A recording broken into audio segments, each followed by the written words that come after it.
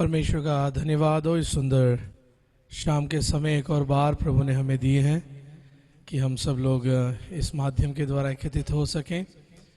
और शुरुआती में 2 गीत गाने के लिए मुझसे कहा गया और गीत भी बताया है, उन गीतों को गाऊंगा। और उसके बाद जैसे भाई ने बताया कि यहाँ पर एक चिल्ड्रंस होम हम चलाते हैं, उसके बारे में भी कुछ चंद शब्दों में मैं आपके सामने शेयर करना चाहूँगा। सबसे पहला गीत जो मैं गाना जा रहा हूँ वो मेरा फेवरेट गीत है और बहुत जगह पर मैं इन गीतों को गाता हूँ। राहों में कांटे अगर हों, रुकना नहीं चलते जाना, यीशु तेरे साथ है ये तो विश्वास करना, संसार के अंत तक वो तेरे साथ है।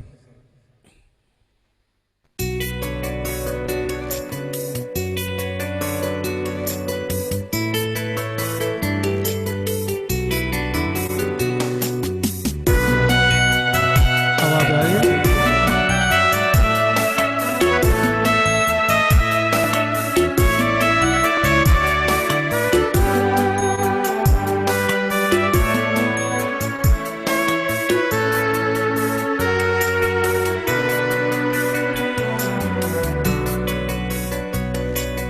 राहों में कांटे अगर हो, रुकना नहीं चलते जाना, यीशु तेरे साथ है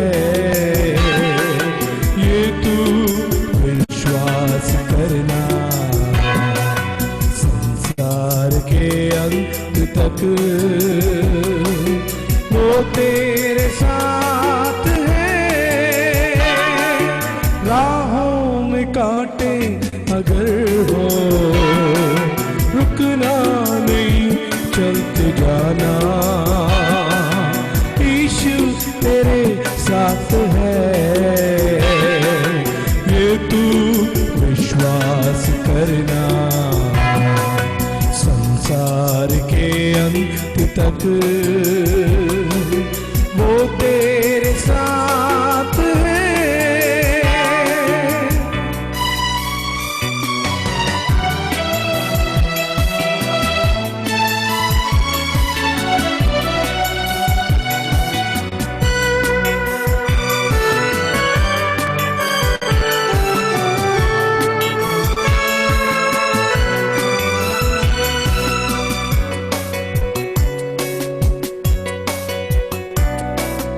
आंधी आने दो या आने दो तूफान, आंधी आने दो या आने दो तूफान, वो नैया क्या डूबेगी जिसमें है यीशु महान। राहों में कांटे अगर हो, रुकना नहीं चलते जाना, यीशु तेरे साथ है ये तू विश्वास करना, संसार के अंत तक वो तेरे साथ है।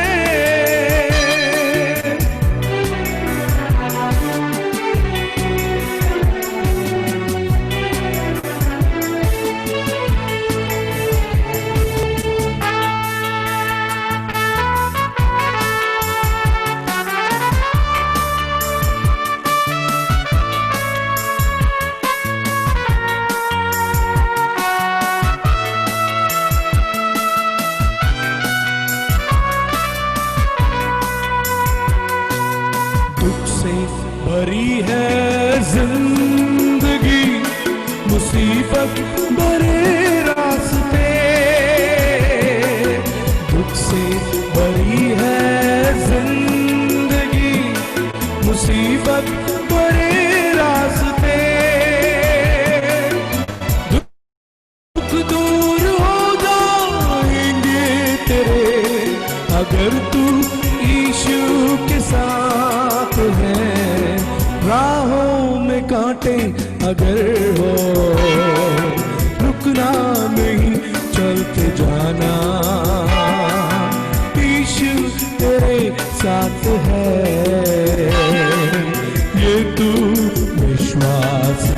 करना, संसार के अंत तक वो तेरे साथ है।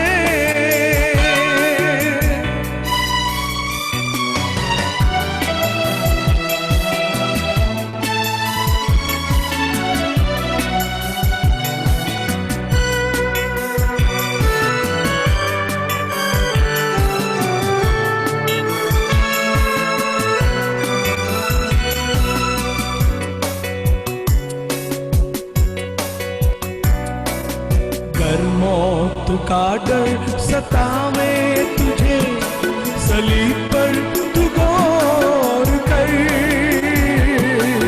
घर मौत का डर सतावे तुझे, सलीब पर तू गौर कर। यीशु ने मौत को जीत लिया है, उस पर तू विश्वास कर। राहों में कांटे अगर हो, रुकना नहीं, चलते जाना। यीशु तेरे साथ है, ये तू विश्वास करना। संसार के अंत तक वो तेरे साथ है। राहों में कांटे अगर हो, रुकना नहीं, चलते जाना। यीशु तेरे साथ है, ये तू विश्वास करना। संसार के अंत तक वो तेरे साथ है।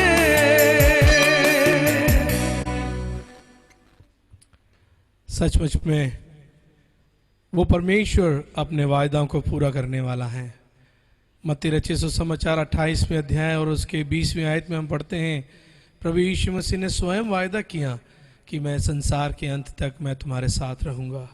चाहे कैसे भी परेशानी क्यों ना हो, कैसे भी परिस्थिति क्यों ना हो, हमारा परमेश्वर हमारे साथ हमेशा देगा। और हम सब जानते हैं जिस कदर से दुनिया इस समय चल रही है, हम मसीह विश्वासियों के लिए एक बहुत बड़ी एक आशा है कि हमारा परमेश्वर हमेशा हमारे साथ है। कमी हमारे में है कि हम विश्वास नहीं करते। जैसे गीतकार कहता है कि विश्वास कर कि परमेश्वर तेरे साथ है। चेले लोग जब उस नाव में चल रहे थे, वो भूल गए कि प्रभु यीशु मसीह उनके साथ है, फिर भी वो डर रहे थे। और प्रभु हमेशा हमारे इस नैया में हमारे साथ है। और एक बहुत पुराना गीत है जो एक फेमस सिंगर भाई मैथ्यू जॉन गाते थे। मैं आजकल पुराने गीतों को बहुत सीख रहा हूँ और गाने की कोशिश भी कर रहा हूँ, और ये कई जगह पे गाया भी है, और ये गॉस्पल से सॉन्ग भी है। और इसका बोल है, धीमी एक धीमी आवाज़ आ रही है सूली से, दुखी तो हो थक भी गए, घबरा गए जिंदगी से, पास आओ मैं तुम्हें शांति आराम देता हूँ। कई बार हम अपने जीवन से दुखित हो जाते हैं और घबरा भी जाते हैं, अरे ये क्या हो रहा है, ये क्या परिस्थितियाँ आ गई हमारे जीवन में।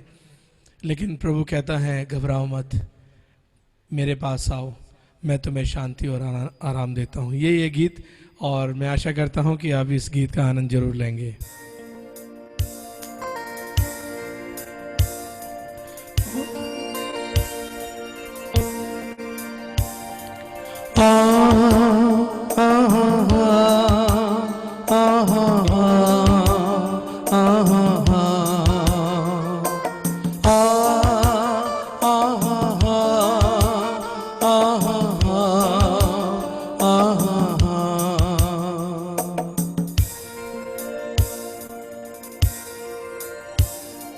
धीमी एक धीमी आवाज आ रही है सूली से, सूली से, सूली से।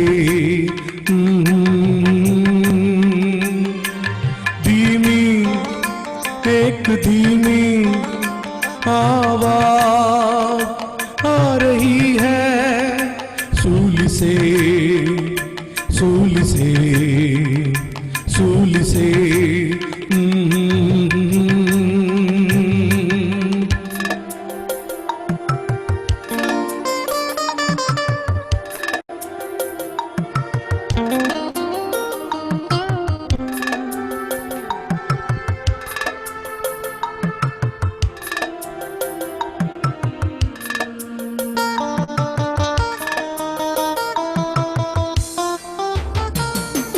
दुखी तो हो तक भी गए, घबरा गए जिंदगी से।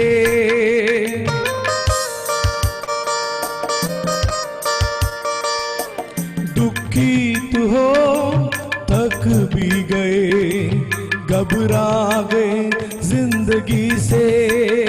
पास आओ मैं तुम्हें शांति आराम देता हूँ। पास आओ मैं तुम्हें शांति आराम देता हूँ, देता हूँ, देता हूँ।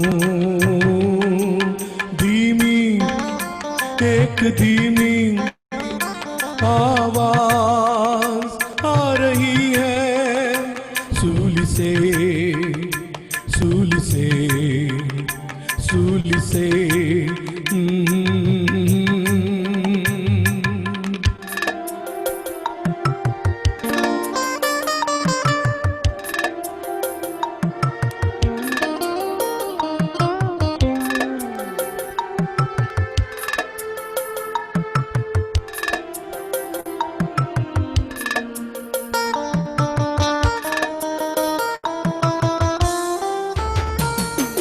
गम से भरे आंसू तले जीवन लगे बेसहारा।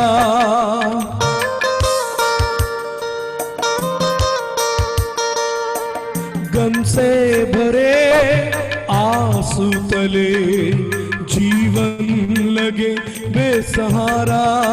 पास आओ मैं तुम्हें एक नया मन देता हूँ। पास आओ मैं तुम्हें एक नया मन देता हूँ, देता हूँ, देता हूँ।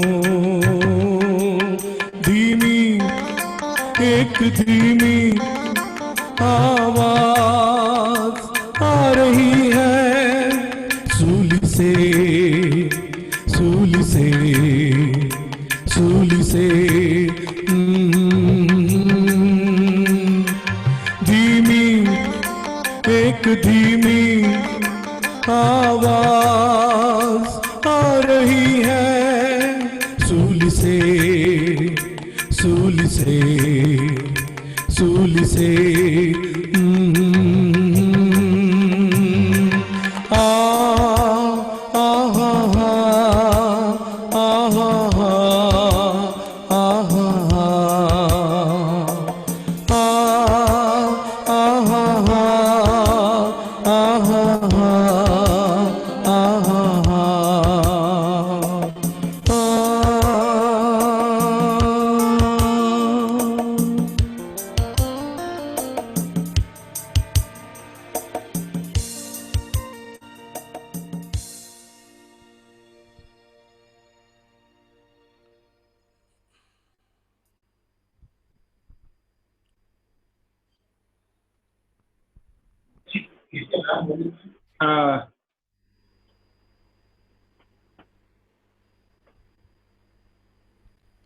Shall I continue?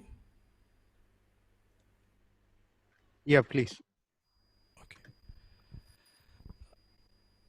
परमेश्वर का धन्यवाद हो इस सुंदर समय के लिए।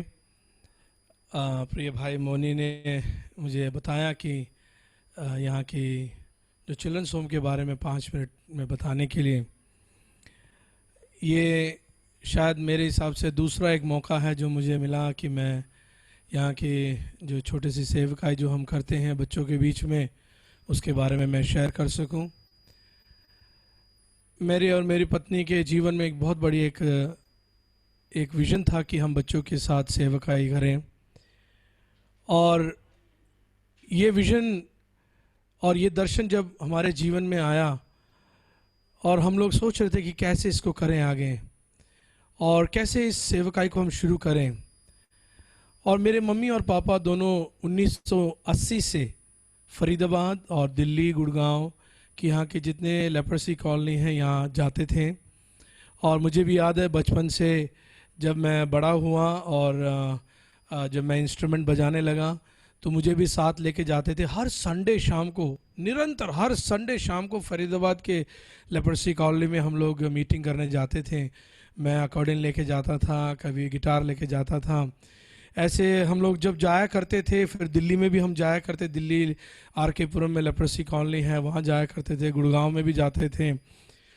तो यहाँ जब भी हम जाते थे मैं सुनता था कि वो लेप्रोसी लोग ये कहा करते थे मेरे पापा से कि हमारे यहाँ बहुत सारे छोटे छोटे बच्चे हैं, इनको एक अच्छी जगह पर पढ़ाई नहीं मिलता, कोई इन्हें स्वीकार नहीं करता, हमारे बच्चों को छूने में भी लोग डरते हैं क्योंकि एक ऐसी खतरनाक बीमारी हमारे शरीर में है। तो हमारे बच्चों को प्यार करने के लिए, प्रेम करने के लिए, उन्हें एजुकेशन देने के लिए कोई स्कूल वाले भी तैयार नहीं हैं।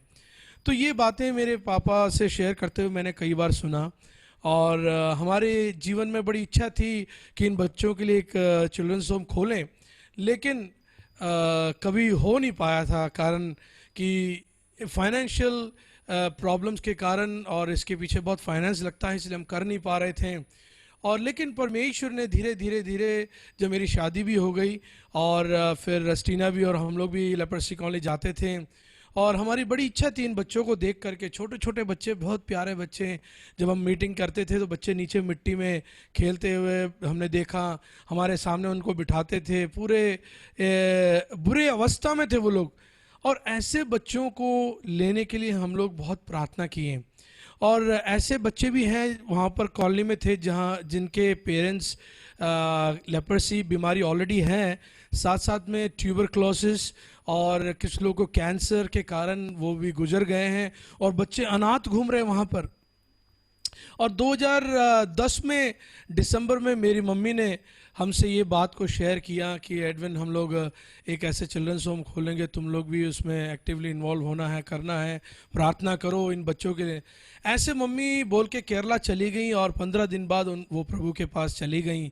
और ये एक बहुत बड़ा एक इंस्पिरेशन था मम्मी की तरफ से और मम्मी और पापा की तरफ से। तो 2011 जनवरी 15 तारीख को मेरी मम्मी प्रभु के पास चली गई और उसके बाद हम लोगों ने प्रार्थना किया। और मेरी पत्नी उस समय नौकरी करती थी, लेकिन हमने प्रार्थना के साथ वो नौकरी भी छोड़ दिया। मेरी वाइफ ने नौकरी छोड़ा और हमने डिसाइड किया कि हम लोग फुल टाइम, मेरी पत्नी मेरे साथ फुल टाइम प्रभु की सेवा करने के लिए, इन बच्चों के बीच में सेवा करने के लिए हम लोग डेडिकेट किए। और वो प्रार्थना के साथ हम लोग आगे बढ़ते गए और हम लोग फरवरी के महीने से लगातार हम लोग इस लेप्रोसी कॉलोनी में विज़िट करते रहे और बच्चों को हमने सेलेक्ट किया। और कुछ ऑर्फन बच्चे भी थे और कुछ सेमी ऑर्फन भी थे और एक दो बच्चे ऐसे भी थे जो जिनके माँ बाप हैं लेकिन उनके पूरे फिंगर्स कटे हुए हैं। अगर मेरे को अगर स्क्रीन शेयरिंग का अगर वो देते हैं तो मैं आपको फ़ोटो दिखा सकता हूँ। और हमने वहाँ से 6 बच्चों को लिया और पहले हम लोग यहाँ पर हमारे पास घर नहीं था, हम लोगों ने एक घर में हमने रेंट पे लिया, फिर हमने बच्चों को सेलेक्ट करके हम लोग लेके आए। और उसके बाद इन बच्चों को हम लोग ने अडेप्ट करके हम लोग लेके आए। और ये हमारे बच्चे हैं। हमारे अभी रिसेंटली एक यूथ एनिवर्सरी कैंप हुआ था, तभी हम लोगों ने ये लिया हुआ फ़ोटो है ये। और बच्चे लोग जो हमारे साथ हैं और ये कुछ लोग आते हैं वहाँ पर जो बच्चों के साथ समय बिताने के लिए। हमारे पास ये है लेप्रोसी के जो लोग हैं जिनके साथ हम लोग जाते हैं, इनके बच्चे हमारे पास हैं। और अगर आप लोग और इन पेरेंट्स के बच्चे हैं, इनके 2 बच्चे हैं जो जिनके उंगलियां नहीं हैं और इनके पास ये इस कॉलोनी से हम लोग विज़िट करते हैं और हम लोग इन बच्चों को अपने पास लेके आए। और इस प्रकार ऐसे पेरेंट्स के बच्चों को हम अपने पास 2011 में हम लेके आए। और उस दौरान भाई मोनी भी आए थे, प्रार्थना किया। बहुत छोटे छोटे थे, अराउंड 5 साल 6 साल के बच्चों को हम लेके आए। और उसके बाद हम लोग धीरे धीरे इनको पालन पोषण किया, रसीना और हम उनको शुरू में नहलाते थे और डेटोल डाल के सब कुछ हम किए हैं, क्योंकि इस परिस्थिति से आए कि बहुत ही बुरे अवस्था से आए थे। लेकिन प्रभु ने हमारे जीवन में एक ऐसा बोझ दिया इन बच्चों के लिए। और 2012 में फिर हमने और भी बच्चों को लिए, 4 बच्चे और लिए, तो टोटल 10 लड़के हमारे चिल्ड्रंस होम में हमने लिया। उसके बाद 2013 में हमने प्रार्थना किया और लड़कियों को भी हमने लिया, और करीबन 5 लड़कियां वहाँ से ली। और तब से लेकर अभी तक वो बच्चे सब हमारे साथ हैं। हमने उसके बाद कोई बच्चे नहीं लिए, क्योंकि सरकार का बहुत ज़्यादा प्रेशर था हमारे ऊपर, और बीच बीच में वो लोग चेकिंग में आते हैं, और हम नहीं चाहते थे कि और हम बच्चे लें, और क्योंकि स्पेस भी लिमिटेड था। और आज वो 15 बच्चे सब बड़े हो गए हैं, जो जिनको हमने 5 साल 6 साल में लिए, आज 10 साल हो रहे हैं, और 16 साल के 17 साल के हो गए बच्चे। और इन 15 बच्चों में 6 बच्चों ने उद्धार पाया, और पिछले साल बपतिस्मा लिया उन लोगों ने, और परमेश्वर के आज्ञाओं को पालन किया, और हमारे कलीसिया के फेलोशिप में है। और इन बच्चों में कोई बीमारी नहीं है, कोई इन्फेक्शन नहीं है। और बहुत सारे, जैसे भी फ़ोटोज़ में आप दिखा रहा था कि कई लोग वहाँ आते हैं अपने बर्थडे मनाने के लिए और इन बच्चों से शेयर करने के लिए। और हमारा एक बहुत बड़ा एक ज़रिया है कि जो भी वहाँ आता है हम उनको बाइबल भी देते हैं, लास्ट में हम उन लोगों के लिए प्रेयर भी करते हैं, गॉस्पल भी शेयर करते हैं। बच्चे लोग उनके सामने एक्शन सॉन्ग करते हैं और मसीह गीत सुनाते हैं। और जो भी वहाँ विज़िट करता है, क्योंकि हम लोग एक पब्लिक के बीच में हैं, तो हम किसी को मना नहीं कर सकते वहाँ अंदर नहीं आना। सो वो आते हैं। लेकिन हमारा एक बहुत बड़ा एक टेस्टमनी है कि हम वहाँ पर उनको बाइबल दे के, जो भी आता है, गिडियंस बाइबल बहुत सारे हमारे पास हैं, हम उनको बाइबल देते हैं और वो लोग लेके जाते हैं। ऐसे बहुत लोगों को सुसमाचार सुनाने के लिए भी प्रभु ने मदद किया। जो लोग इन बच्चों को कई बार चॉकलेट देने आते हैं, कई बार बर्थडे मनाने आते हैं, तो हम उनके लिए प्रार्थना करते हैं और सुसमाचार भी सुनाते हैं और बाइबल भी दे के जाते हैं। बहुत खुशी खुशी लोग लेके जाते हैं। ऐसे एक सेवकाई प्रभु ने हमें दी है। और चिल्ड्रंस होम के लिए आप लोग प्रार्थना करना। शालोम चिल्ड्रंस होम के नाम से हम चलाते हैं, और पिछले 10 साल से प्रभु ने बड़े विश्वास योग्यता के साथ चलाया है। आप सबों का हम प्रार्थना चाहते हैं, और जब भी आपको समय मिले आप लोग ज़रूर आइएगा, विज़िट कीजिए और हमारे बच्चों के साथ समय बिता सकते हैं। मथुरा कलीसिया से मेरे ख्याल से 1-2 भाई लोग आए हैं, और उन्होंने हमारे साथ समय बिताया भी है, इन बच्चों को देखा भी है। और प्रभु इन बच्चों को सहायता करे। अभी 9 बच्चे और हैं जो प्रभु में आना है, बपतिस्मा लेना है। हमारी प्रार्थना है कि ये लोग प्रभु में आएँ और बपतिस्मा लें, संगति में आएँ। और जितने लड़के हैं उन सबों में से ज़्यादातर, करीबन 10 लड़कों में से कम 6 लोग ऐसे कहते हैं कि अंकल हमें प्रभु की सेवा करना है। बहुत बड़ा एक इच्छा है उनके जीवन में, और हमारी प्रार्थना भी है कि ये बच्चे लोग बड़े हों और परमेश्वर के लिए इस्तेमाल होने पाएँ। इस सेवकाई के लिए आप लोग जरूर प्रार्थना कीजिए। मथुरा कलीसिया के लिए और प्रभु के दास के लिए मैं धन्यवाद देता हूँ, मुझे ये समय दिया। बहुत बहुत धन्यवाद। तो धन्यवाद एडविन भाई, बहुत अच्छा कार्य है। और ये सब इसलिए संभव हो पाया कि सचमुच प्रभु यीशु मसीह ने वो उदाहरण, वो एग्जाम्पल हमारे सामने प्रस्तुत किया। आवाज नहीं आ रही? तो हम परमेश्वर से प्रभु यीशु मसीह से सीखते हैं। प्रभु यीशु मसीह ने हमसे प्रेम किया, और कंगालों को, असहायों को, बीमारों को, सबको परमेश्वर ने, प्रभु यीशु मसीह ने अपने अनुग्रह में ले करके हमें उस पाप की बीमारी से दूर किया। और वही हमारे लिए एक आदर्श है, प्रभु यीशु मसीह, हम उसी से सीखते हैं। और ये बहुत बड़ा कार्य है जो आपने किया है, इसके लिए आपको धन्यवाद। और आज जो आपने परमेश्वर की महिमा के लिए गीत गाया, इसके लिए भी धन्यवाद। और हम लोग जरूर प्रार्थना करेंगे जो इन बच्चों का जो आपने पालन पोषण किया है, इनका जो आपने परमेश्वर की अगुवाई में रहकर परमेश्वर के वचन में आगे बढ़ाया है और उनकी सेवा किया, इसके लिए धन्यवाद। तो अब आगे का समय हम सालू भैया को देना चाहते हैं। सालू भैया को एक बार फिर से धन्यवाद। और हम चाहते हैं कि सालू भैया आगे का समय वो लें और फिर से हम उनका स्वागत करते हैं। परमेश्वर के नाम की स्तुति हो। धन्यवाद प्रकाश भाई। परमेश्वर ने हम सबको संभाले रखा। एडविन भाई के लिए परमेश्वर का धन्यवाद। परमेश्वर के दास के द्वारा जो सेवा हो रही है उसके लिए हम परमेश्वर का धन्यवाद देते हैं। और गीतों के माध्यम से, मधुर गीतों के माध्यम से जो परमेश्वर की महिमा वो कर रहा था उसके लिए हम परमेश्वर का धन्यवाद देते हैं। प्रभु और भी परमेश्वर के दास को, उनके परिवार को अपनी महिमा के लिए इस्तेमाल करें और भी गीतों को गा पाएं, परमेश्वर के वचन की सेवा कर पाएं। और खास करके उस होम के लिए परमेश्वर का धन्यवाद जिसके द्वारा भी परमेश्वर की सेवा की बढ़ती हो रही है। इस बात को सुनकर बड़ी खुशी हुई कि जहाँ जो बच्चे वहाँ हैं वे लोग परमेश्वर की सेवा के लिए अपने आप को तैयार करने का प्रयत्न कर रहे हैं, आप वो सेवा करना चाहते हैं।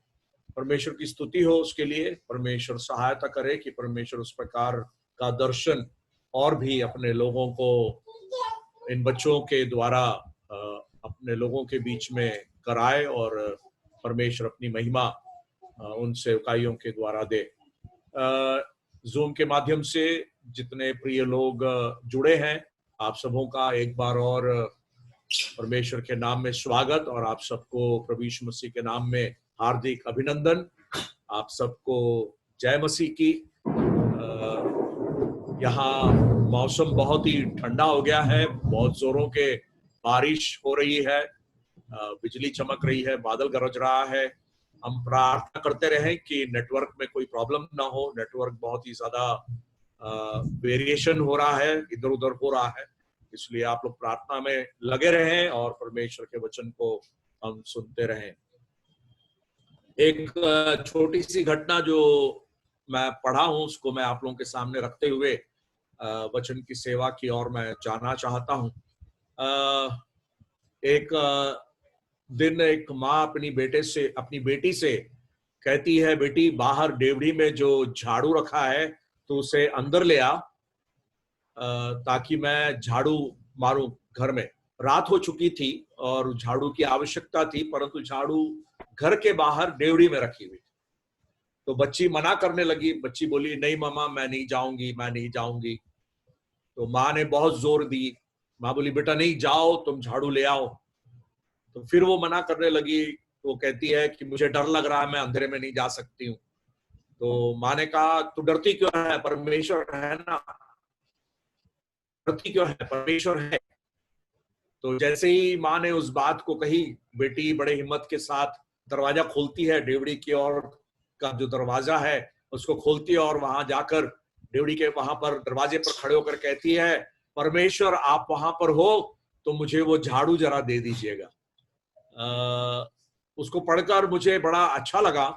अच्छा इस बात का लगा कि उस बच्ची ने अपने जीवन में परमेश्वर के उपस्थिति को वहां पर उम्मीद की, जो कई बार हम अपने जीवन में भूल जाते हैं। परमेश्वर हमेशा साथ है, परमेश्वर की उपस्थिति हमारे साथ है। हम ये बात को कहते जरूर हैं परंतु कई बार हम उस बात को भूल जाते हैं। तो परमेश्वर की उपस्थिति हमारे साथ है। आज इस रात के समय भी जब हम वचन को सुन रहे हैं, परमेश्वर की उपस्थिति हमारे साथ है। परमेश्वर का धन्यवाद हो। आनंद के साथ है, परंतु दुख भी है इस बात का कि कोरोना वायरस के कारण भी कई प्रिय लोग प्रभु में सो गए हैं। आज परमेश्वर के दास भाई केपी बेवकुटी का मेमोरियल सर्विस था और आप लोगों ने भी, कुछ लोग, आप में से कुछ लोग भी उसमें शामिल हुए होंगे। उस दुखी परिवार को हम के लिए हम शोक व्यक्त करते हैं और परमेश्वर की शांति उस परिवार पर बनी रहे। शारजा में जॉनसन प्रभु में सो गया और आज फ्यूनरल है रात को हमारे भारतीय समय के अनुसार करीब 10 बजे। उस दुखी परिवार, जिन्नू और बच्चों को हम स्मरण करें प्रार्थना में।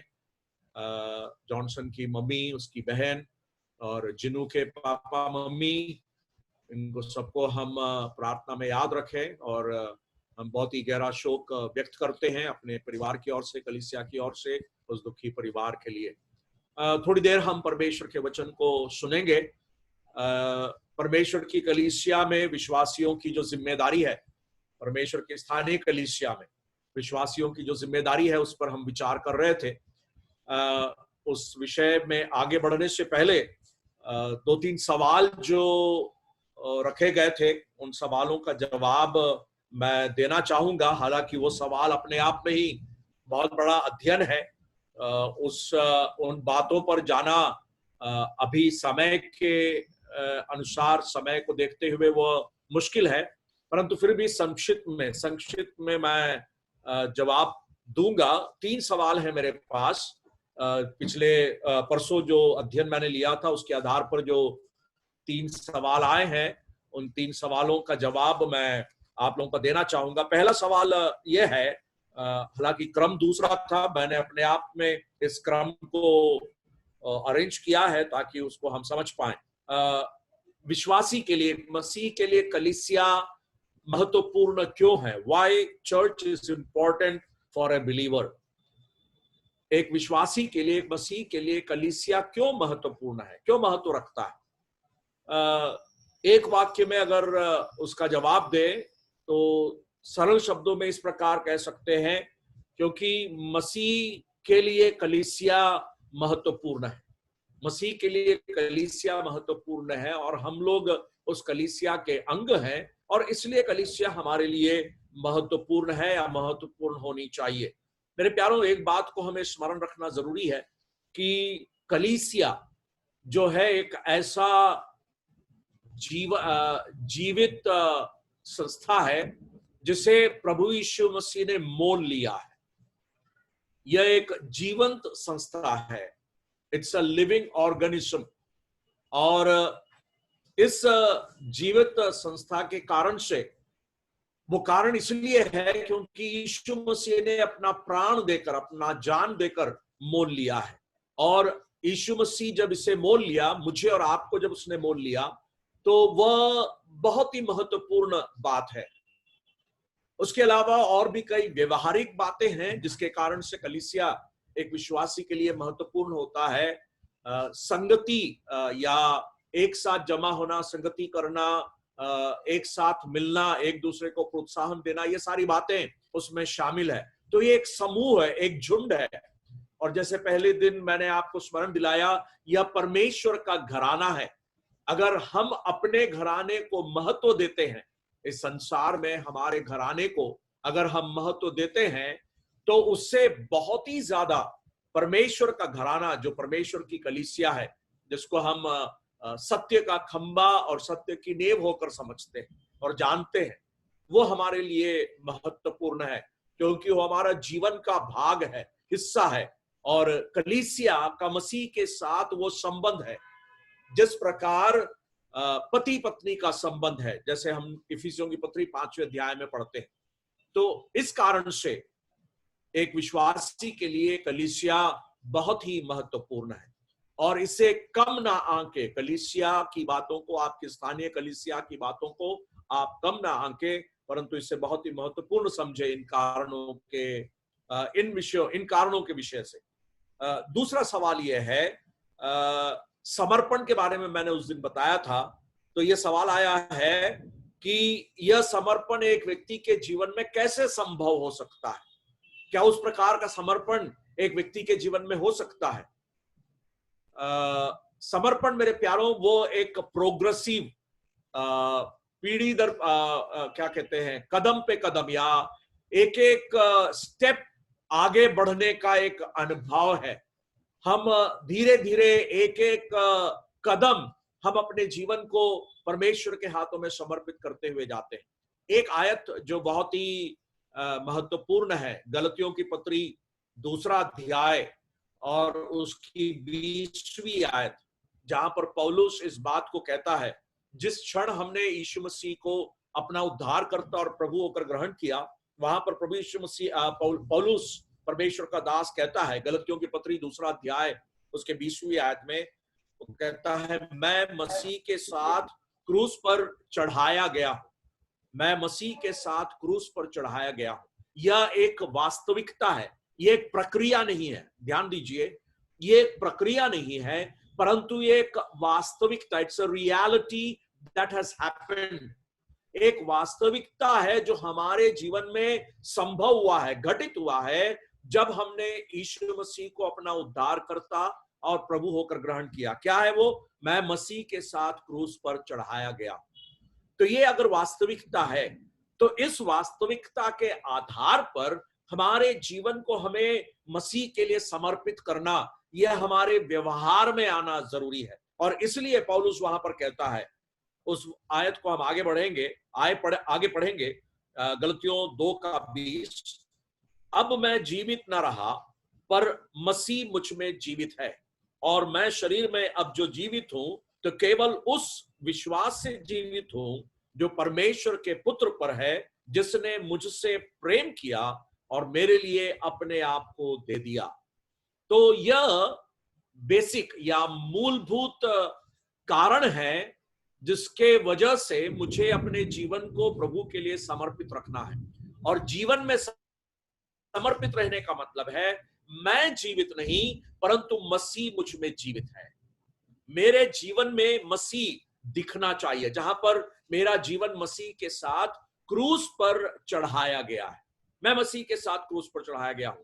इसका व्यवहारिक जीवन जो पौलुस कहता है, पहला कुरिन्थियों 15वां अध्याय और उसके 31वीं आयत में, पहला कुरिन्थियों 15वां अध्याय उसकी 31वीं आयत, वहां पर हम उसके आखिरी पंक्ति, लास्ट लाइन, वहां पर इस प्रकार लिखा है, वहां पर घमंड के विषय में कहता है, मैं प्रतिदिन मरता हूं।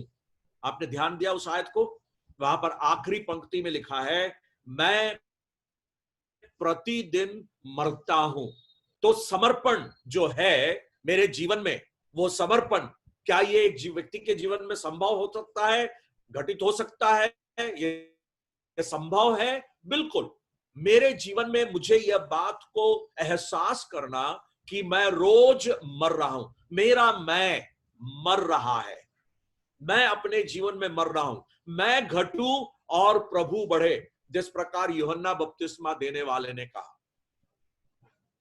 तो वह अनुभव हमारे जीवन से निकलना आसान प्रक्रिया नहीं है, बहुत ही मुश्किल, परंतु संभव हो सकता है।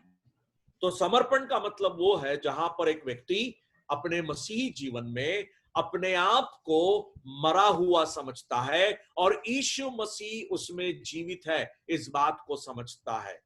और उसके कारण से, जिस प्रकार रोमियो की पत्री 6वें अध्याय में हम पढ़ते हैं, वह पाप के लिए मरा परंतु मसीह के लिए जीवित, आत्मा में जीवन को बिताने का अनुभव वगैरह हम उसको समझ सकते हैं। और इसीलिए कलीसिया भी महत्वपूर्ण है।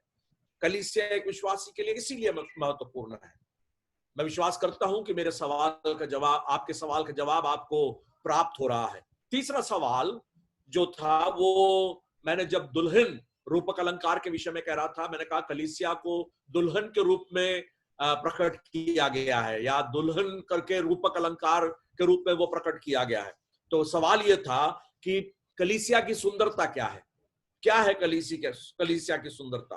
कलीसिया की सुंदरता कलीसिया का वह स्वभाव है जहां पर वह पवित्र किया गया, पाप के जीवन से वह छुड़ाया गया, धर्मी ठहराया गया, वह स्तर जो उसको दिया गया है, वह नई सृष्टि, जो वह एक मनुष्य जो मसीह के साथ मेल खाने के लिए, इफिसियों की पत्री में उन बातों को हम देखते हैं। परंतु एक आयत मैं पढ़ना चाहता हूं, इफिसियों की पत्री 5वां अध्याय और उसके 27वीं आयत। देखिए वहां पर कलीसिया की सुंदरता के विषय में हम देखते हैं, वहां पर लिखा है, और उसे एक ऐसे तेजस्वी कलीसिया बनाकर अपने पास खड़ी करे जिसमें ना कलंक, ना झुर्री, ना कोई और ऐसी वस्तु हो, वरन पवित्र और निर्दोष हो। तो कलीसिया के विषय में परमेश्वर जो कार्य कर रहा है, बिना झुर्री और बिना दाग के, बिना कलंक के, पवित्र और निर्दोष तेजस्वी कलीसिया बनाकर। तो ये परमेश्वर का कार्य है, परमेश्वर उस काम को कर रहा है, और इसलिए कलीसिया की सुंदरता है मेरे और आपके कामों के कारण नहीं। मैं कलीसिया में संगति में जाता हूं, मैं कलीसिया में बाइबल अध्ययन के लिए जाता हूं, कलीसिया में प्रभु भोज सभाओं के लिए आराधना करने के लिए सब जाता हूं, परंतु उसके कारण से मैं मसीही नहीं हूं।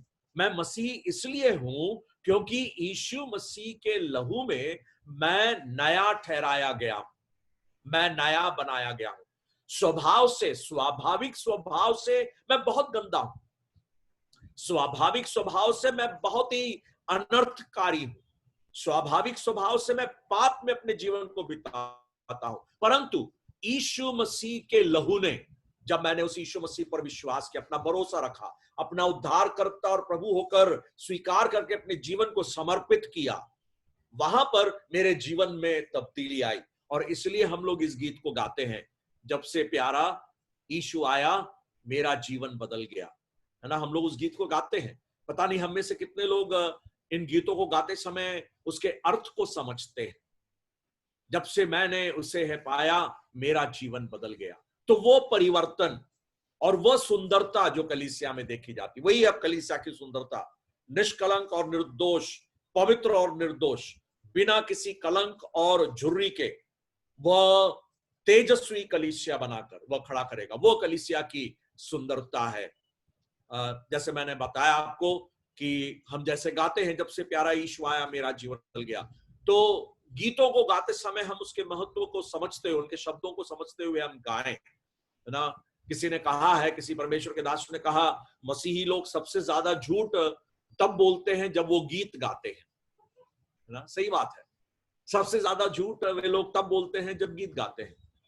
यीशु को मैं सब कुछ देता, है ना, हम गाते हैं all to Jesus I surrender, परंतु क्या सरेंडर हुआ, क्या दिया है हमने? तो इसलिए उन्होंने कहा कि सबसे ज्यादा झूठ मसीह लोग तब बोलते हैं जब वो गीत गाते हैं। मैं समझता हूं कि हमारे विषय में वैसा कहा ना जाए और हम अपने जीवन को उस सुंदरता के स्तर पर बिताएं। परमेश्वर उसके लिए हमारी मदद और सहायता करे। अब हम विषय की ओर जाएंगे। आप लोगों से अनुरोध है कि आप लोग इस विषय की ओर ध्यान दें। मैं आग्रह करता हूं कि स्क्रीन शेयरिंग के लिए अनुमति दे दें ताकि मैं स्क्रीन को शेयर कर पाऊं और आप लोगों के साथ वचन को मैं बांट सकूं।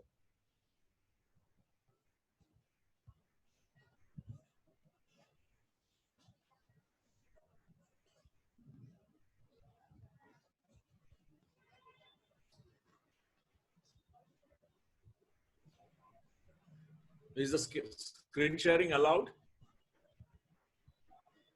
Jobin, are you there? Yes, Uncle, it's allowed. You can do it. Yeah. Okay. Yeah. Thank you.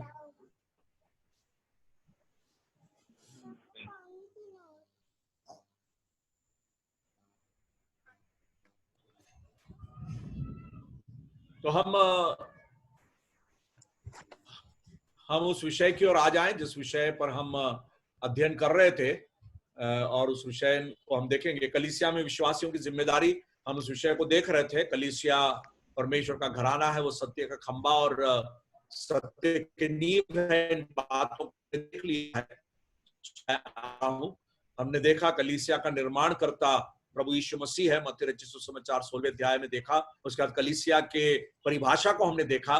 कलीसिया की परिभाषा क्या है? कलीसिया उन लोगों का झुंड है जिन्होंने यीशु मसीह को अपने व्यक्तिगत जीवन में उद्धार करता और प्रभु होकर स्वीकार किया और अपने आप को समर्पित किया है, और जल में परमेश्वर पिता, पुत्र, प्रभु यीशु मसीह और पवित्र आत्मा के नाम में बपतिस्मा लिया हो एवं आज्ञाओं का पालन करते, उसका समाचार प्रचार करते, सुसमाचार प्रचार करते, पवित्र जीवन बिताते हुए आगे बढ़ते हैं। ये कलीसिया है, ये स्थानीय कलीसिया की परिभाषा है, और सर्वव्यापक कलीसिया का भी परिभाषा यही है, परंतु स्थानीय कलीसिया में हम उसका प्रयोग करते हैं। उसके बाद हमने कलीसिया में विश्वासी की जिम्मेदारी में हमने यह देखा कि कलीसिया में कैसे हमारा समर्पण होता है, हमारा व्यक्तिगत समर्पण और हमारा आपसी संबंध, भाईचारे की प्रीति, और वो हमारे उद्धार पाने के का प्रमाण है। पहला यूहन्ना 3:14 में हमने देखा था।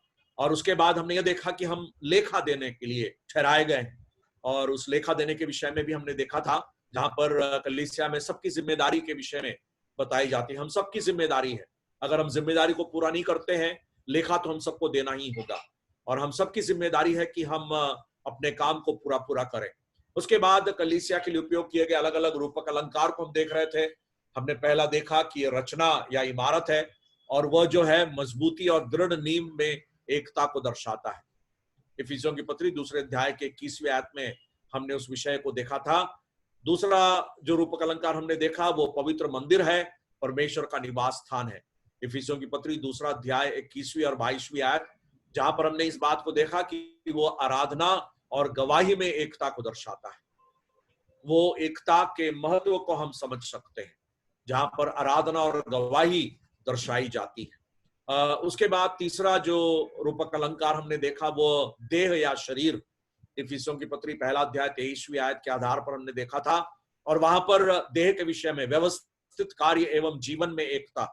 और वहां पर हमने देखा कि हेल्दी चर्च, एक स्वस्थ कलीसिया, जिस प्रकार शरीर स्वस्थ नहीं है तो वो बीमार है, और अगर बीमारी है तो अलग अलग रूप से वो प्रकट होती है। तो कलीसिया में अगर बीमारी है तो व्यवस्थित रूप से वो कार्य नहीं कर रही है, और उसके जीवन, उसके स्वास्थ्य में समस्या है। जीवन का प्रमाण है कि देह अच्छे रीति से व्यवस्थित रूप से कार्य कर रही है। तो व्यवस्थित रूप से कार्य करना स्वस्थ जीवन का प्रमाण है।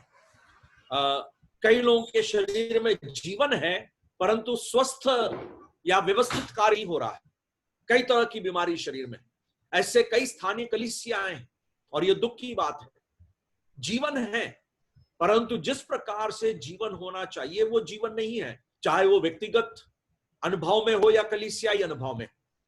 प्रभु यीशु मसीह कहते हैं कि मैं इसलिए आया कि तुम जीवन पाओ और बहुतायत से पाओ, और उस बहुतायत से पाए हुए जीवनों का झुंड में वो बहुतायत का जीवन कलीसिया में दिखता है, जहां पे वो जोश, जहां पे वो आनंद, जहां पे वो सरगर्मी और जोश के साथ परमेश्वर की सेवा में लगे रहना, परमेश्वर की आराधना करना, ये सारी बातें दिखती हैं।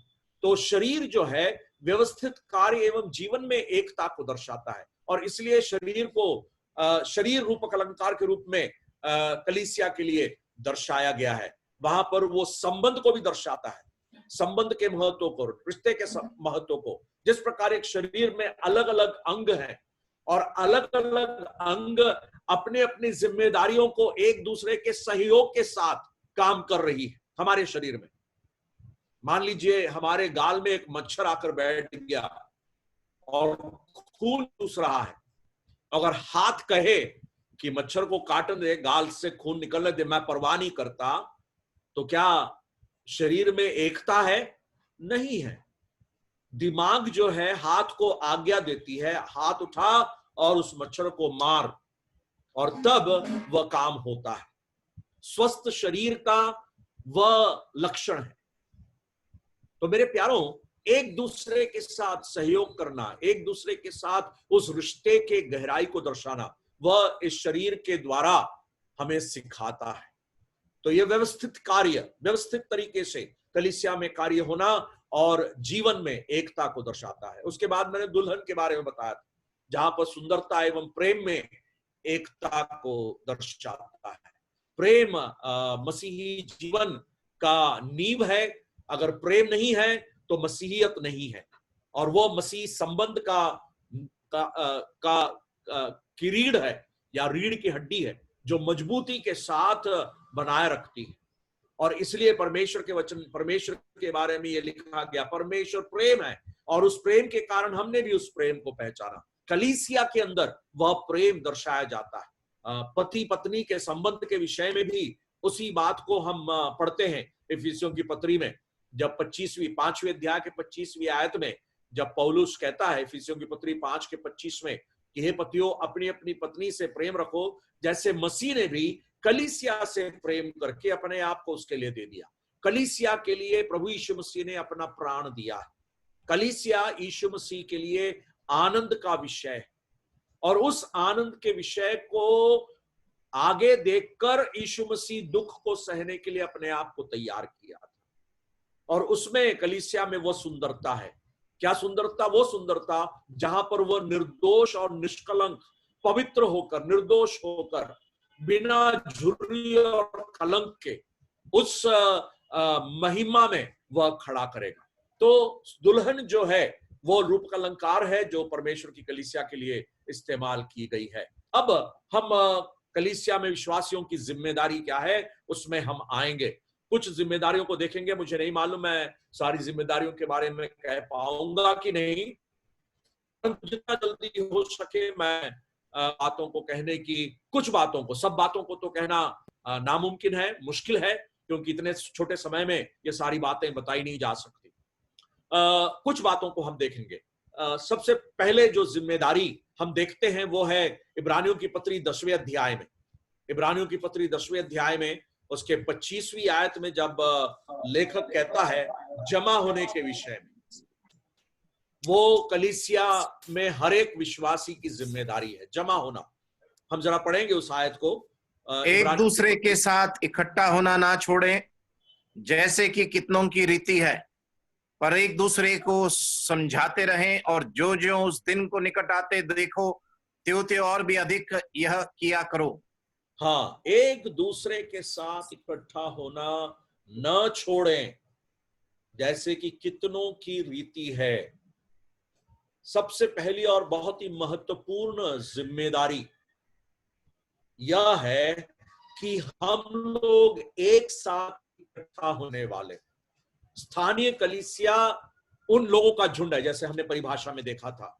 तो ये झुंड का निरंतर क्रमानुसार जमा होना यह बहुत ही आवश्यक है। बहुतों की रीति है कि वो जमा होते नहीं है। हम सबके स्थानीय कलीसियाओं में ऐसे लोगों को हम देखते हैं, ऐसे लोगों को पाते हैं जो बड़े आलसी हैं, जो कहते हैं अरे नहीं गए तो क्या हो गया, कौन सा बहुत फर्क पड़ जाता है।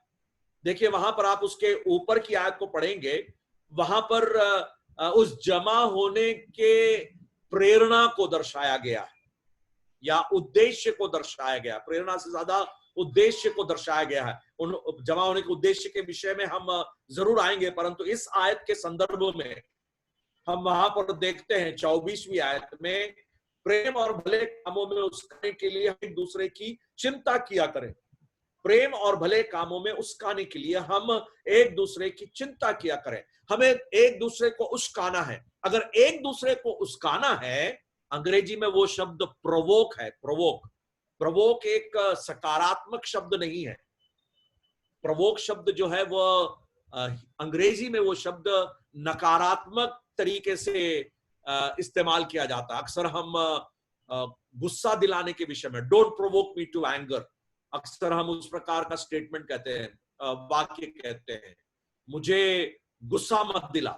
हम जब कहते हैं ना मुझे गुस्सा मत दिला, तो उस संदर्भ में ऐसे वाक्यों में हम उस शब्द का प्रयोग करते हैं। हिंदी में हालांकि वह शब्द वहां पर बहुत ही सकारात्मक रूप से इस्तेमाल किया गया है। उस्काना, दूसरे को प्रोत्साहन देना। उस्काना मतलब जोर देना, बढ़ाना, है ना। उस बात उस मतलब से बताया गया है। तो प्रेम और भले काम के लिए अगर हमें उस्काना है एक दूसरे के लिए, तो हमें एक साथ जमा होना अनिवार्य है। मेरे प्यारों, कलीसिया की बहुत बड़ी जिम्मेदारी है। कई स्थानीय कलीसियाओं में रविवारीय मसीही लोग पाए जाते हैं, कई स्थानीय कलीसियाओं में, और वो बहुत ही दुख की बात है। सिर्फ रविवारीय आराधना में वे लोग आते हैं और उसी को महत्वपूर्ण समझते हैं।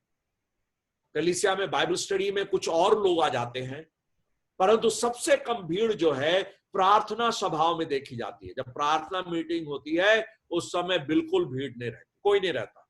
हाँ, अगर कोई स्पेशल मीटिंग हो तो फिर पूछो ही ना, भीड़ की भीड़ आ जाती है। वो तो उस दिन तो फिर वो लोग भी आ जाते हैं जो कभी नहीं आते मीटिंग में, वैसे लोग भी आ जाते हैं। विशेष सभा का आयोजन किया जाए, हम सब इसको अनुभव करते हैं। परंतु परमेश्वर के वचन में यह बहुत ही जोर के साथ कहा गया है, एक साथ जमा होना बहुत ही आवश्यक है।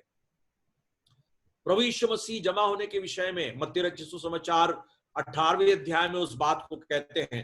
उसको जरा पढ़ लेंगे, उसके बाद हम वापस इब्रानियों की पत्री में आएंगे। मत्ती रचित सुसमाचार 18वें अध्याय को निकाल लीजिए और वहां पर जिस संदर्भ में वो बात बताई गई है उसको भी मैं जरा बताने की कोशिश करूंगा। मत्ती रचित सुसमाचार 18वां अध्याय उसकी 20वीं आयत में हम देखते हैं यीशु मसीह के शब्द हैं। हाँ, क्योंकि जहां 2 या 3 मेरे नाम पर इकट्ठा होते हैं वहां मैं उनके बीच में होता हूं।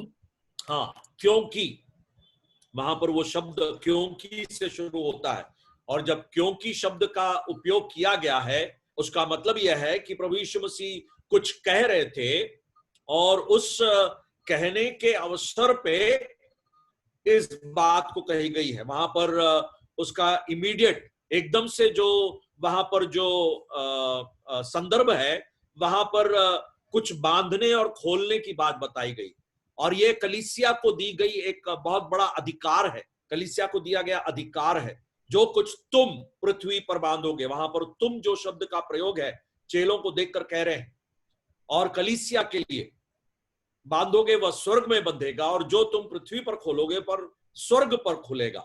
तो कलीसिया के हाथ में, कलीसिया को बहुत बड़ी एक जिम्मेदारी बांधने और खोलने की, लोगों को स्वीकार करने की और स्वीकार नहीं करने का अधिकार कलीसिया को परमेश्वर ने या प्रभु ने, प्रभु यीशु मसीह ने कलीसिया को दी है, जो कलीसिया का निर्माण करता है। और फिर वो कहता है 2 जन पृथ्वी पर किसी बात के लिए एक मन होकर उससे मांगे तो वह मेरे पिता की ओर से जो स्वर्ग में है उनके लिए हो जाएगी, क्योंकि जहां 2 या 3 मेरे नाम पर इकट्ठा होते हैं। तो ये स्थानीय कलीसिया के एक दृश्य को हम यहां पर देखते हैं, और उस 2 या 3 के जमा होने के विषय में यहां पर प्रभु यीशु मसीह कह रहे हैं। और इसके विस्तार रूप से अगर हम विचार करें उस संदर्भ में, वहां पर अपराधियों के विरुद्ध जो व्यवहार होना चाहिए उसके विषय में लिखा हुआ है। यदि कोई तुमसे तुम्हारे विरुद्ध अपराध करे, 15वीं आयत में हम देखते हैं, यदि तुम्हारे विरुद्ध तेरा भाई तेरे विरुद्ध अपराध करे तो हमें किस प्रकार वहां पर यह करना चाहिए, किस प्रकार व्यवहार करना चाहिए। और वहां पर उसके 17वीं आयत में हम पढ़ते हैं कि उनकी भी ना माने तो कलीसिया से कह दे। मतलब अपराधी भाई को अगर वह मानता नहीं है, देखिए वहां पर बीच में जरा बोलना चाह रहा हूं, वहां पर मसीही रिश्ते में जो महत्व है उसके बारे में बताया जा रहा है। सामने वाला जब अपराध करता है उससे बोलने की जो स्वतंत्रता है, एक साथ जमा होने से ये बातें हो सकती है। किसी का अपराध, किसी की गलती को दर्शाना कभी कोई पसंद नहीं करता, और ये हम सबको मानना होगा। मेरी गलती के बारे में अगर मुझसे कोई कहे तो मुझे अच्छा नहीं लगेगा, स्वीकार करना बहुत मुश्किल है। मैं गलत हूं वो मानना वो बहुत ही मुश्किल है, परंतु कलीसियाई अनुभव में यह बात होनी चाहिए जहां पर यह स्वतंत्रता होती है। 2 जन जब एक साथ हैं और उसमें से एक अपराध करे या दूसरा अपराध करे, उन्हें एक दूसरे से कहने का वह अकाउंटेबिलिटी, लेखा देने वाली बात, कई बार परमेश्वर के झुंड में, परमेश्वर के लोगों के झुंड में लेखा देने वाली बात नहीं होती है। हम अक्सर ये बात को सुनते हैं, अरे तुमको क्या करना है, मेरा प्रभु के साथ लेना देना है। मेरे प्यारे भाई और बहनों, ऐसा कभी नहीं है। हम सबके जीवन में एक दूसरे के प्रति लेखा देना ये आवश्यक है, और इसलिए प्रभु यीशु मसीह इस बात को कह रहे हैं। तो वैसे व्यक्ति के साथ कैसे बर्ताव किया जाए? पहले सीधे तुम बात करो, अगर नहीं मानता है तो एक या 2 जन को अपने साथ ले जा और उससे बात कर।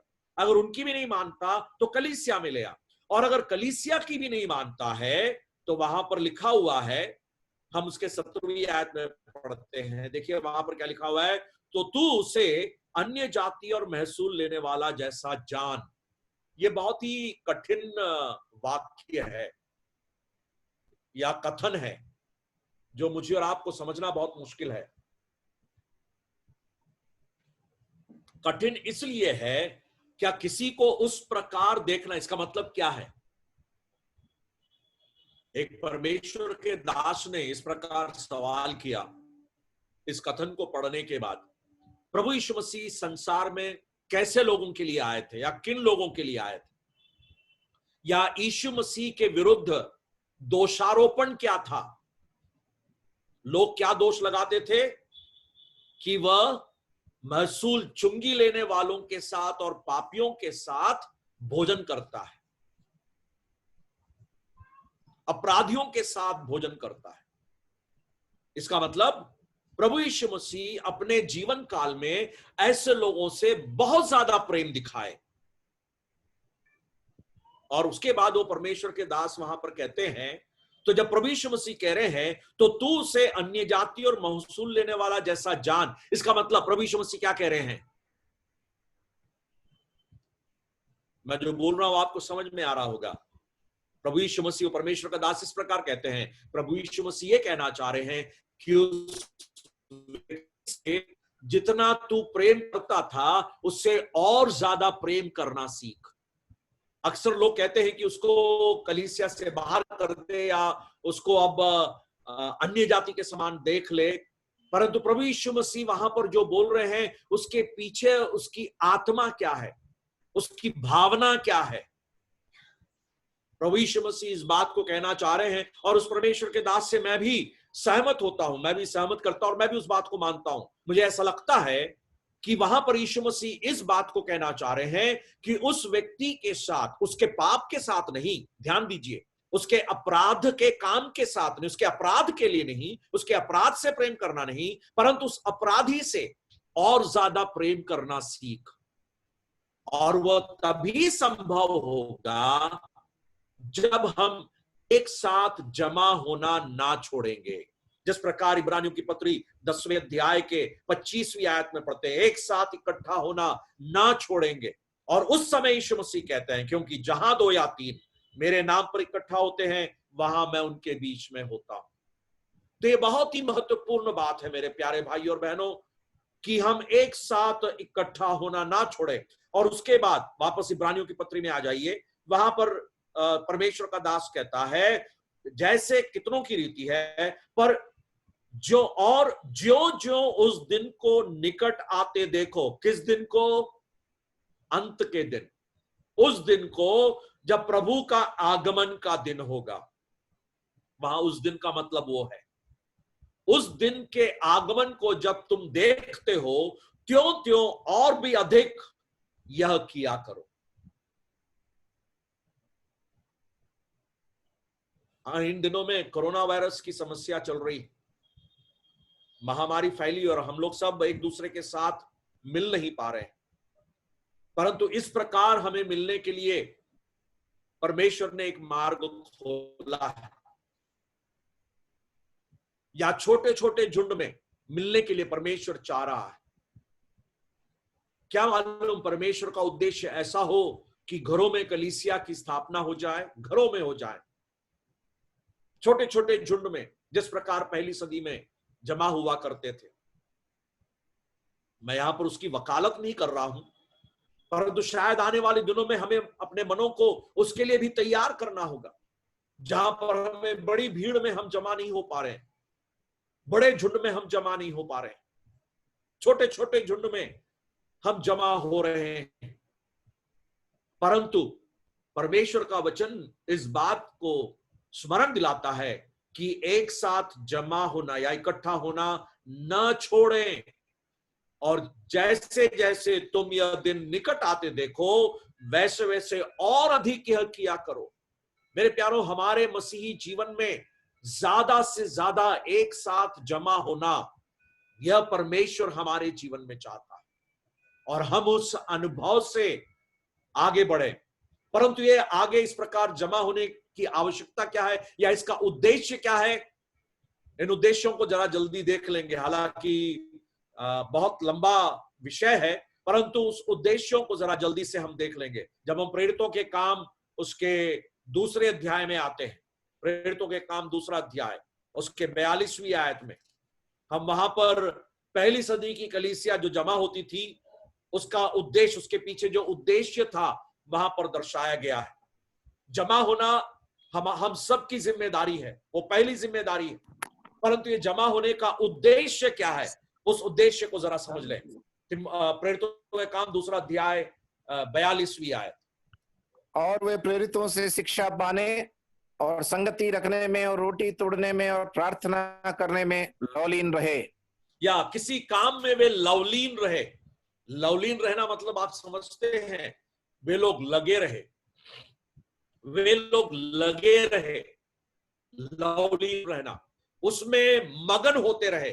किन कामों में मगन होते रहे? प्रेरितों से शिक्षा पाने, संगति रखने, रोटी तोड़ने, प्रार्थना करने। यहां पर कितनी बातें बताई गई? 4 बातें बताई गई। और एक साथ इकट्ठा होना जो है, ये 4 बातों के लिए इकट्ठा होना। प्रेरितों से शिक्षा पाने, संगति रखने, रोटी तोड़ने और प्रार्थना करने। प्रेरितों से शिक्षा पाने, परमेश्वर की वचन की शिक्षा। प्रेरित लोग उन दिनों में शिक्षा देते थे। प्रेरितों और भविष्यद्वक्ताओं की नींव में जो कलीसिया स्थापित की गई, और वहां पर जब प्रेरितों की शिक्षा के बारे में बताया गया है, उसका मतलब यह है परमेश्वर की वचन की शिक्षा जो उन दिनों में पाई जाती या प्रेरितों के द्वारा दी जाती थी। और आज भी ये बात को करने के लिए हमसे कहा गया है। परमेश्वर के वचन को महत्व देना, परमेश्वर के वचन की शिक्षा को प्राप्त करना, ये हम सबके लिए बहुत ही जरूरत है। परमेश्वर ने कलीसिया में ऐसे लोगों को दिया है जिन्होंने दान को प्राप्त किया है, और उसके बारे में हम इफिसियों की पत्री 4 अध्याय के 11वीं आयत में पढ़ते हैं। कुछ को उसने प्रेरित नियुक्त किया, कुछ को भविष्यद्वक्ता नियुक्त किया, कुछ लोगों को सुसमाचार प्रचार सुनाने वाले होकर नियुक्त किया, कुछ लोगों को रखवाले और उपदेशक होकर नियुक्त किया। और आज भी कलीसिया में परमेश्वर ने ऐसे लोगों को नियुक्त कर रखा है जो रखवाले और उपदेशक है, सुसमाचार प्रचारक है। प्रेरितों और भविष्यद्वक्ताओं को नींव होकर हम देखते हैं। वह अलग विषय है कि आज अगर क्या भविष्यद्वक्ता और प्रेरित लोग हैं या नहीं, उस और सब जाने के लिए समय नहीं है। परंतु परमेश्वर ने उपदेशकों को और रखवालों को, सुसमाचार बोलने वालों को, सुनाने वालों को रखा है। क्यों? ताकि परमेश्वर के वचन की शिक्षा हो। और उसके विषय में हम क्या पढ़ते हैं? आप उसके 14वीं आयत में आइए। इफिसियों की पत्री 4 अध्याय उसकी 14वीं आयत में जरा आइए। 14वीं आयत को जरा पढ़ेंगे। इफिसियों 4 का 14, वहां पर क्या लिखा है?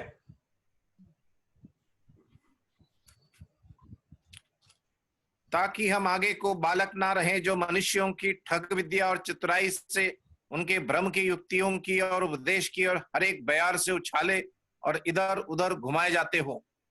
हाँ, हम लोग अस्थिर जीवन बिताने वाले ना हो। संक्षिप्त में उसका सारांश यही है, उसका निचोड़ यही है। हम अपने मसीही जीवन में अस्थिर ना हो, अलग अलग उपदेशों को सुनकर हम डावाडोल ना हो। सरल भाषा में परमेश्वर के वचन में, उपदेश में, परमेश्वर के वचन की शिक्षा में हम स्थिरता से आगे बढ़ें। और इसलिए वचन की गहराई में जाना बहुत ही आवश्यक है।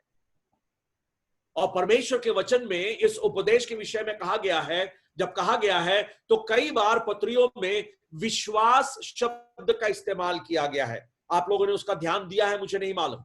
विश्वास शब्द का इस्तेमाल किया गया है। सुसमाचार के विश्वास, इस प्रकार का शब्द का प्रयोग है। देखिए फिलिपियों की पत्री 1 अध्याय 27वीं आयत। उन आयतों को की व्याख्या देने के लिए मेरे पास समय नहीं है, जल्दी से उन आयतों को पढ़ लूंगा ताकि आप उस शब्द के महत्व को समझ सके। वहां पर देखिए फिलिपियों 1 का 27 क्या लिखा है वहां पर? केवल इतना करो कि तुम्हारा चाल चलन मसीह के सुसमाचार के योग्य हो, कि चाहे मैं आकर तुम्हें देखूं, चाहे ना भी आऊं, तुम्हारे विषय में यह सुनो कि तुम एक ही आत्मा में स्थिर हो और एक चित्त होकर सुसमाचार के विश्वास के लिए परिश्रम करते रहो। सुसमाचार के विश्वास के लिए परिश्रम करते रहते हो। परमेश्वर के वचन की शिक्षा के बारे में, सुसमाचार के विश्वास। मैं क्यों कहता हूं वैसे? उसके लिए आधारभूत आयत जो है हम यहूदा की पत्री में देखते हैं। यहूदा की पत्री में आ जाए तो ये विश्वास शब्द के दोनों अर्थ को देख सकते हैं, जहां पर एक व्यक्ति का विश्वास या भरोसा को दर्शाया गया है और विश्वास को परमेश्वर के वचन की शिक्षा के रूप में देखा गया है, जिसको हम प्रेरितों की शिक्षा के विषय में समझते हैं। यहूदा की पत्री में जरा आ जाइए, यहूदा की पत्री और उसके 3री आयत को जरा पढ़िए। वहां पर हम उस विश्वास शब्द के प्रयोग देखते हैं और तब हम समझेंगे। उसके बाद में कुछ और आयतों को पढ़वाऊंगा। यहूदा की पत्री उसके 3री आयत को जरा पढ़िए। यहूदा 3री आयत। उस उद्धार के विषय में लिखने में अत्यंत परिश्रम से प्रयत्न कर रहा था, जिसमें हम सब सहभागी हैं। तो मैंने तुम्हें यह समझाना आवश्यक जाना कि उस विश्वास के लिए पूरा यत्न करो जो पवित्र लोगों को एक ही बार सौंपा गया था। उस विश्वास के लिए पूरा यत्न करो जो पवित्र लोगों को एक ही बार सौंपा गया था। वहां पर विश्वास शब्द देख रहे हैं, वो विश्वास शब्द का प्रयोग जो है वहां पर वचन की शिक्षा के बारे में है, जो एक बार सौंपा गया था। वह विश्वास जो सौंपा गया है परमेश्वर के लोगों के लिए। विश्वास के बारे में कहा गया है उसी पत्री के 20वीं आयत में आप आइए, वहां पर देखिए उस विश्वास शब्द का प्रयोग व्यक्तिगत विश्वास के विषय में लिखा गया है। उसकी 20वीं आयत उसी पत्री में। पर हे प्रियो, तुम अपने अति पवित्र विश्वास में अपनी उन्नति करते हुए। हाँ बस काफी है, बस या दैट्स इनफ, थैंक यू। पर हे प्रियो, तुम अपने अति पवित्र अपने अति पवित्र विश्वास में, अपने अति पवित्र विश्वास में, ये तुम्हारा व्यक्तिगत विश्वास है। तुम्हारा विश्वास ये उस समय की बात है जब अभक्ति की बढ़ती हो रही है, जब दूसरे लोगों के द्वारा आत्मिक उन्नति तुम्हें प्राप्त नहीं हो रही है, और तब तुम्हें तुम्हारे विश्वास में उन्नति करना है, व्यक्तिगत विश्वास में, व्यक्तिगत भरोसा जो परमेश्वर पर है। तो ये दोनों शब्द का, एक ही शब्द का 2 अर्थ को समझना बहुत ही आवश्यक है। विश्वास जो परमेश्वर के वचन के लिए इस्तेमाल किया गया, और विश्वास जो वचन की शिक्षा के लिए इस्तेमाल किया गया है। अब हम 1-2 आयतों को और देखेंगे। थिस्सलुनीकियों की 2री पत्री उसका 2रा अध्याय, 2 थिस्सलुनीकियों 2 अध्याय और उसके 15वीं आयत को जरा पढ़िए। उसकी 15वीं आयत। इसलिए हे भाइयों, स्थिर रहो। हाँ। और जो बातें तुमने क्या पत्री के द्वारा हमसे सीखी है, उन्हें थामे रहो। हाँ, वहां पर वो शब्द वचन शब्द का इस्तेमाल किया गया है, और वह वचन शब्द जो है वो उसी शब्द जो विश्वास है, उस विश्वास शब्द को दर्शाता है। और पौलुस इस बात को कहता है कि तुम अपने उस विश्वास में स्थिर रहो, उस विश्वास में तुम स्थिर रहो, तुम बने रहो। इस बात को वो कहता है। मेरे और आपके जीवन में यह बहुत ही आवश्यक है कि हम इस बात को समझें कि हम इस विश्वास शब्द के द्वारा परमेश्वर के वचन की शिक्षा के बारे में सुन रहे हैं। पहली सदी की कलीसिया जो है वह इस विश्वास की शिक्षा में या वचन की शिक्षा में अपने जीवन को समर्पित किया, और उस विश्वास में वे लोग आगे बढ़ते गए।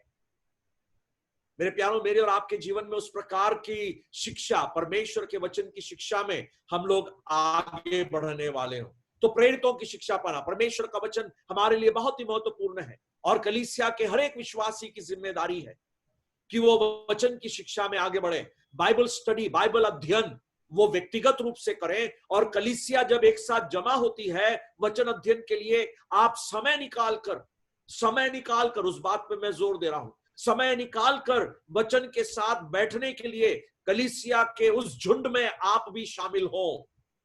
यह कहकर आप दूर ना हो जाए कि मेरे लिए महत्वपूर्ण नहीं है। दूसरी बात जो हम देखते हैं वह है सहभागिता।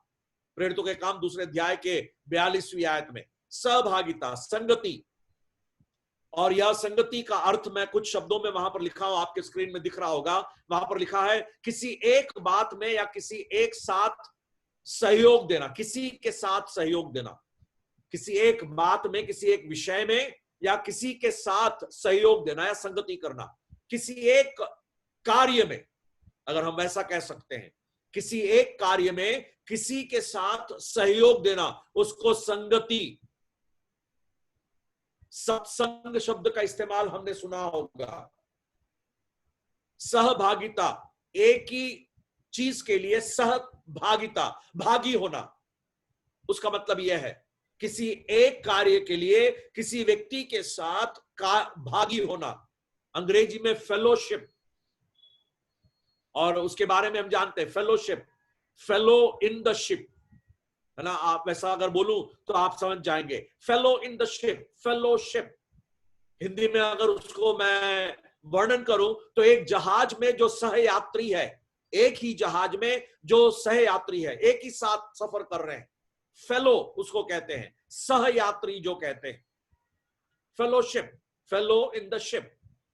तो सहभागिता, और यह सहभागिता नए नियम में, नए नियम की पत्री में कई संदर्भ में, कई कार्यों में दर्शाया गया है, बताया गया है। उन सब बातों को समझाने के लिए अभी तो समय नहीं है, परंतु दो बातों को बहुत ही जल्दी मैं बताना चाहूंगा जो संगति के बारे में बताया गया है। और वो संगति के बारे में जो बताया गया है, पहली बात सुसमाचार प्रचार में सहभागिता, जो बहुत ही महत्वपूर्ण है। यह सहभागिता शब्द जो है, यह उन आयतों में जहां पर इस्तेमाल किया गया है, उन आयतों के आधार पर उसका अर्थ बदलता है, या उसका अर्थ का प्रयोग है, उस शब्द का अर्थ में परिवर्तन होता है। उन सब बातों को विचार करने के लिए समय नहीं है, परंतु यहां पर फिलिपियों की पत्री पहले अध्याय के 5वीं आयत में सुसमाचार प्रचार में सहभागिता के विषय में पौलुस कहता है, और यह कलीसिया के विश्वासियों की जिम्मेदारी है।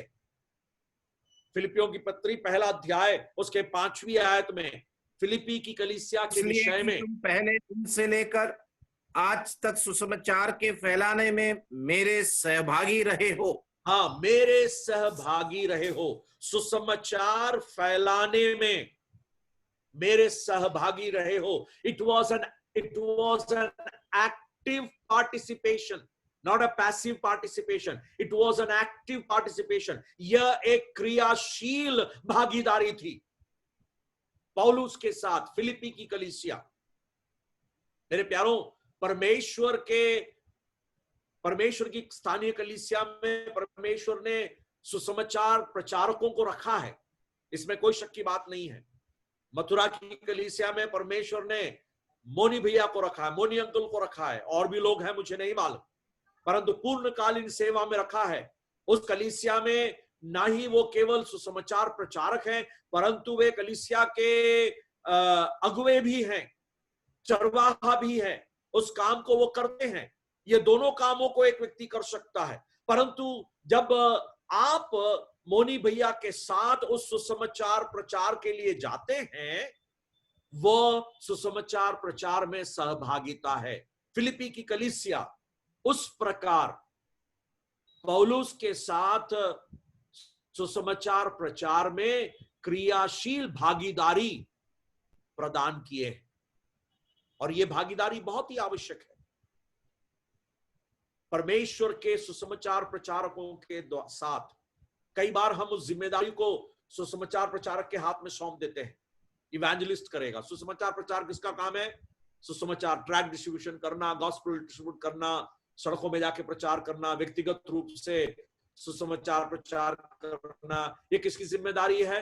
वो तो हमारे इवेंजलिस्ट करते हैं। नहीं, हर एक विश्वासी की जिम्मेदारी है, और तभी हम उस सहभागिता को पूर्ण रूप से अनुभव कर सकते हैं और समझ सकते हैं। सुसमाचार प्रचार में सहभागिता, फिलिपी की कलीसिया में यह गुण देखी गई थी, और वो कई बार उस बात के विषय में जिक्र करता है। इसके क्या क्या परिणाम होते हैं, इन सब बातों के बारे में अभी तो हम बता नहीं सकते हैं, परंतु परमेश्वर हमारे जीवन में यह उम्मीद करता है कि हम इस जिम्मेदारी को निभाएं, भली भांति निभाएं। मेरे प्यारों, हम लोग उस काम को करते तो भारत के अंदर कलीसिया की बढ़ती कितनी तेज हो गई होती, परंतु हम लोग कितने आलसी हो जाते हैं और उस जिम्मेदारी को हम दूसरों के हाथ में दे देते हैं। परमेश्वर हमारी सहायता करे, किसी भी रीति से परमेश्वर के वचन का प्रचार, सुसमाचार का प्रचार, उसमें हमारी सहभागिता हो। दूसरी बात जो मैं बता रहा था, कहना चाहता हूं, वो है मसीह के दुखों में सहभागिता। फिलिपियों की पत्री तीसरे अध्याय, फिलिपियों की पत्री तीसरे अध्याय और उसकी 10वीं आयत में पौलुस उस बात को कहता है, उसको भी जरा पढ़ लेंगे। उसके मृत्युंजय की सामर्थ को और उसके साथ दुखों में सहभागी होने के मर्म को जानूं और उसके मृत्यु की समानता को प्राप्त करूं। या उसके मृत्यु, उसके साथ दुखों में सहभागी होने के मर्म को जानूं। मसीह के दुखों में सहभागिता, पौलुस उस बात का वर्णन करता है। पौलुस कहता है कि मैं उस चिन्ह को लिए फिरता हूं, मेरे शरीर में मैं उस चिन्ह को लिए फिरता हूं। तो मेरे और आपके जीवन में मसीह के साथ दुखों में सहभागी होना, ये हमारे जीवन में आवश्यक है। पौलुस कहता है मैं उन दुखों में सहभागी होना चाहता हूं। क्या है उसका मतलब? यह पौलुस का एंबिशन है, एक बड़ी बड़ी बड़ी इच्छा है। पूरे जोर शोर से वो उस बात को अनुभव करना चाहता है कि कैसे पौलुस अपने जीवन में मसीह के साथ या मसीह के साथ दुखों में सहभागी होने के मर्म को जानूं। मर्म वो बात है जो पहले छिपी हुई थी परंतु अब प्रकट हुआ है, भेद जिसको कहते हैं। मसीह के साथ दुख उठाना वो एक मर्म था और वो एक मर्म है, एक भेद है, परंतु अब वो प्रकट किया गया है। कैसे? जब मैं मसीह के लिए दुख उठाने अपने जीवन को समर्पित करता हूं, और वो उसी से हो सकता है जो मसीह का गवाह होकर अपने जीवन को बिताता है। यीशु मसीह हमारे लिए दुख उठाया। ध्यान से सुनिए मेरे प्यारों, यीशु मसीह ने हमारे लिए दुख उठाया। यीशु मसीह हमारे लिए कष्टों को अनुभव किया। उन कष्टों को हम अनुभव नहीं कर सकते क्योंकि यीशु मसीह का कष्ट वो तो अलग से ही था, जो पाप का प्रायश्चित का कार्य था। परंतु उस कष्ट में भागी होना, उस कष्ट में भागी होना यह हम कर सकते हैं। कैसे? जब हम उसके गवाह होकर ठहरते हैं। और उसके बारे में पौलुस कहता भी है। जब हम तीमुथियुस की दूसरी पत्री उसके 3 अध्याय को पढ़ते हैं, तीमुथियुस की दूसरी पत्री 3 अध्याय और उसके 12वीं आयत में पढ़ते हैं, वहां पर उस क्लेश के बारे में पौलुस कहता है। वो कहता है कि जो मसीह यीशु में भक्ति के साथ जीवन बिताना चाहते हैं वे सब सताए जाएंगे। उस सताए जाने में सब, उस सताए जाने के मर्म या मसीह के दुखों के साथ सहभागी होना, उसका मतलब यह है कि मैं अपने जीवन में मसीह के निमित्त सताया जाऊं। इसका मतलब यह है कि मैं भक्ति का जीवन बिता रहा हूं। मेरे प्यारों, हमारे जीवन में यह सहभागिता बहुत ही महत्वपूर्ण है और यह हम लोगों की जिम्मेदारी है। हम में से कोई सताव नहीं चाहता, हम में से कोई दुख नहीं चाहता, हम सब सुख का जीवन चाहते हैं। हम में से कौन दुख का जीवन चाहेगा? कोई भी दुख का जीवन नहीं चाहता, हम सब सुख का जीवन चाहते हैं। परंतु पौलुस कहता है यह सहभागिता, मसीह के दुखों में सहभागिता, जहां पर मैं भक्ति के जीवन को बिताने के कारण से अनुभव कर रहा हूं। आज रात को मैं आपसे पूछूं, मसीह में भक्ति का जीवन बिताने के कारण आप सताए जा रहे हैं?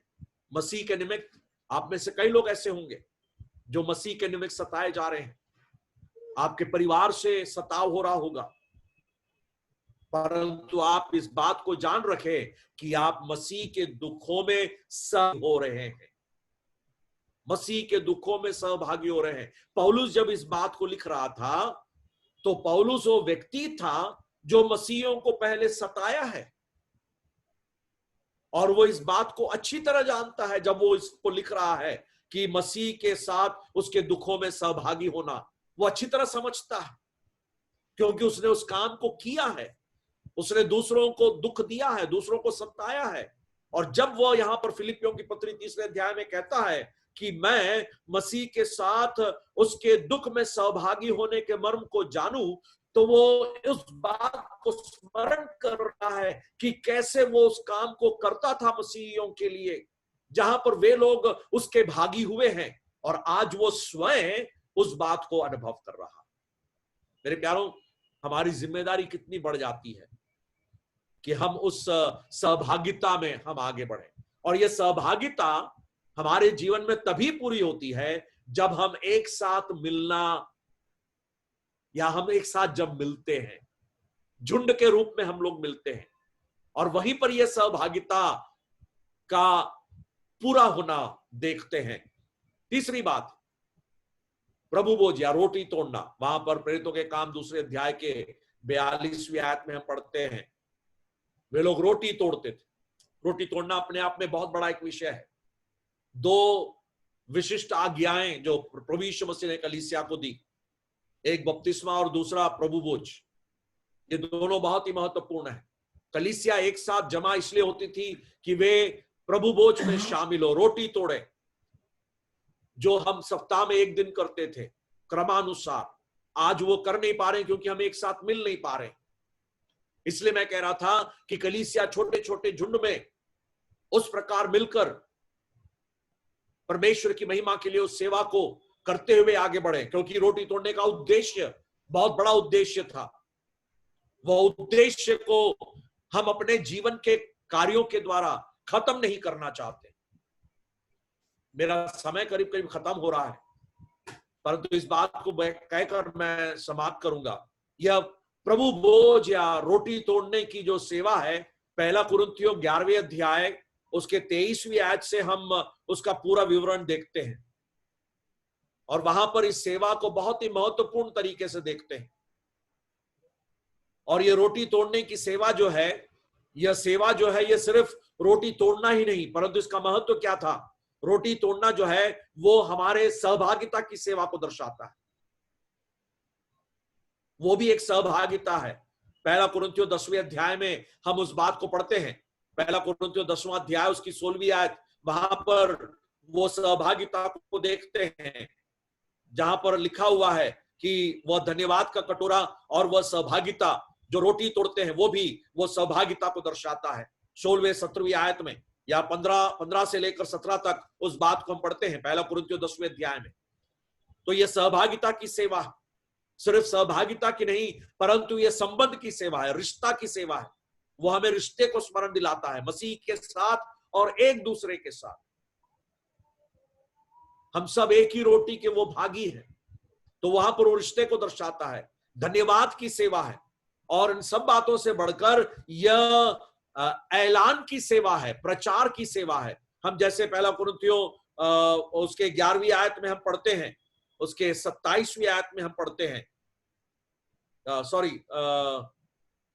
26वीं आयत में पढ़ते हैं, यह प्रचार की सेवा है। क्योंकि जब कभी तुम यह रोटी खाते और इस कटोरे में से पीते हो, तो प्रभु की मृत्यु को जब तक वह ना आए प्रचार करते हो। यह प्रचार की सेवा है। तो यह रोटी तोड़ना एक बहुत बड़ी सेवा है, प्रचार की सेवा। हम अंधकार की शक्तियों के सामने यह प्रचार कर रहे हैं, शैतान और उसकी सेना के सामने यह प्रचार कर रहे हैं कि यीशु मसीह की मृत्यु हुई, यीशु मसीह पापियों के उद्धार के लिए अपना जीवन बलिदान कर दिया। और शैतान उस बात से डरता है प्यारों, शैतान उस बात से डरता है। तो ये रोटी तोड़ने की सेवा और ये एक साथ झुंड जमा होने के कारण से होता है, उसका उद्देश्य है। आखिरी बात जो बताई गई है वो प्रार्थना है। प्रार्थना भी अपने आप में एक बहुत बड़ा विषय है, परंतु प्रार्थना के विषय में हम क्या देखते हैं? किसी परमेश्वर के दास ने कहा है, प्रार्थना मसीह जीवन की नाड़ी है। प्रार्थना मसीह जीवन की नाड़ी है। मेरे प्यारों, कलीसियाई प्रार्थना बहुत ही आवश्यक है। प्रेरितों के काम में कलीसिया जब जब प्रार्थना की है, हम देखते हैं वहां पर बड़े बड़े कार्य हुए। एक जगह हम पढ़ते हैं, जब कलीसिया प्रार्थना कर रही थी तो जिस स्थान में वो बैठे थे वो स्थान हिल गया, प्रार्थना की सामर्थ। जब प्रेरितों के काम 12वें अध्याय में आते हैं, पतरस जब बंदीगृह में पड़ा था तो कलीसिया के बारे में पढ़ते हैं, कलीसिया लव लगाकर प्रार्थना कर रही थी। और पतरस, जब कलीसिया लव लगाकर प्रार्थना कर रही थी, पतरस बंदीगृह से छोड़ा गया। भिलाई की कलीसिया में कई सारे ऐसी गवाही हैं। कलीसिया प्रार्थना की है और परमेश्वर के लोग कई तरह के परेशानियों से वे लोग छुटकारे को अनुभव किए हैं। मुझे आज भी एक घटना याद है, हालांकि मैं उस समय छोटा लड़का था, जब मोनी के पापा एडमिट थे हॉस्पिटल में स्टोन की तकलीफ के कारण से,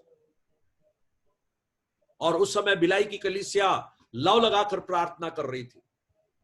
और आपको मालूम है, जिस डॉक्टर ने कहा कि ऑपरेशन की जरूरत है, कलीसिया ने लव लगाकर प्रार्थना की और डॉक्टर आश्चर्यचकित हो गया कि वो पत्थर कहां है, फिर दिखाई नहीं।